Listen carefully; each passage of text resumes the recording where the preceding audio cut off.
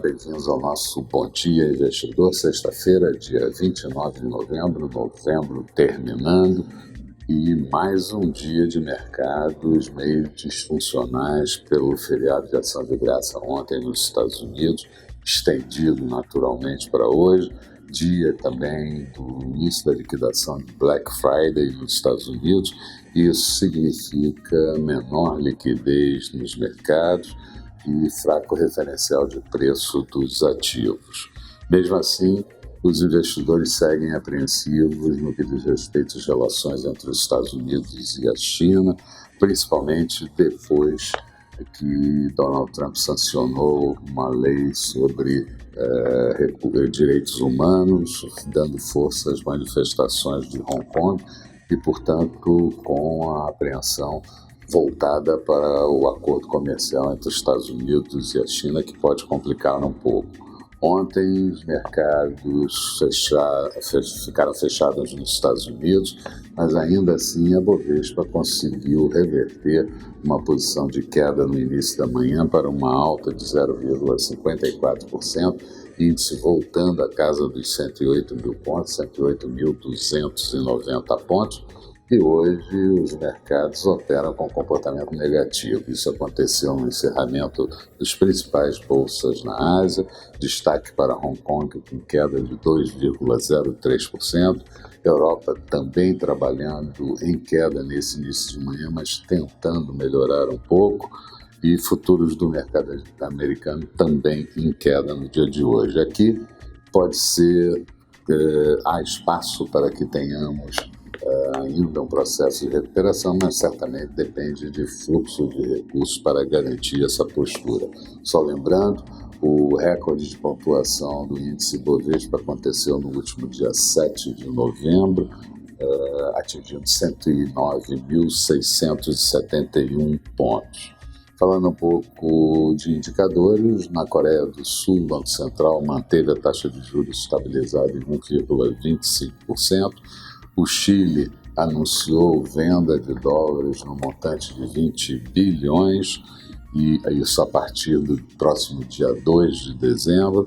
Na França, tivemos a divulgação do PIB do terceiro trimestre, ele obteve uma expansão de 0,3%. Na Itália, a expansão do terceiro trimestre do PIB ficou em 0,1%, taxa anual de 0,3%. Em Portugal, subiu 0,3% no terceiro trimestre, taxa anualizada de 1,9%. No Reino Unido, a confiança do consumidor atingiu o menor nível dos últimos 6 anos, menos 14 pontos, mas, apesar disso, sinaliza alguma melhora para o ano de 2020, mas lembrando que tem toda a discussão em torno do Brexit, a saída do Reino Unido da União Europeia, que certamente afeta a economia. E na zona do euro, tivemos a divulgação da inflação medida pelo CPI, Índice de Preço ao Consumidor de novembro, provisório, preliminar, uma alta de 1% anualizada, a previsão era que ficasse em 0,9%, núcleo também anualizado de 1,3%. Por lá, na zona do euro, a taxa de desemprego caiu para 7,5% no mês de outubro. E na Alemanha, vendas no varejo do mês de outubro encolheram 1,9%, taxa anualizada mais 0,8%. E o Banco Central Europeu diz que a disciplina fiscal dos países da região certamente vai melhorar a avaliação de risco da dívida soberana desses países. Falando um pouco de Brasil, aqui o Banco Central ontem lançou bases de novos produtos financeiros com os projetos de audiência pública do Open Bank e Sandbox. O STF decidiu favoravelmente ao compartilhamento amplo de dados entre a Receita Federal, o antigo COAF, agora o IFE, e demais agentes do Ministério Público. O placar foi de 8-3, e assim como fez com o cheque especial, o governo intenciona também mexer com os cartões de crédito. Na agenda do dia, vamos ter a divulgação da confiança do setor de serviços no mês de novembro.